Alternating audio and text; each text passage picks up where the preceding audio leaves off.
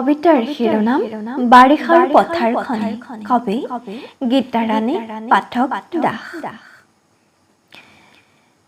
জাক জাক বৰষুণ বিজুলী চমকনিৰে বাৰিষাৰ পথাৰখনি হৈছে বৰ শুৱনি।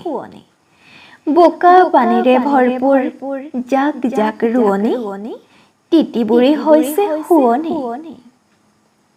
ৰোৱনীৰ দেহৰ ভাজে ভাজে ভদিয়াৰ অবাধ্য চাৱনি।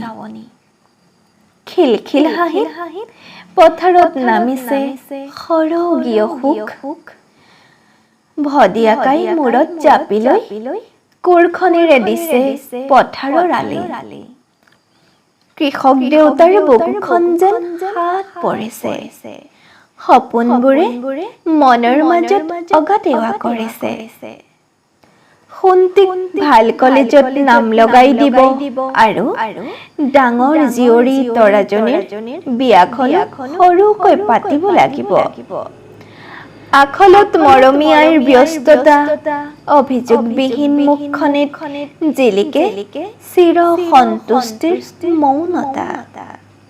বাৰিষা কৰিলে কষ্ট, খৰালিত লখিমীৰে ভঁৰাল ভৰিব। যৌৱন কালত জ্ঞান আৰ্জিলে বৃদ্ধকালত যশস্যাই আৱৰিব। ধন্যবাদ।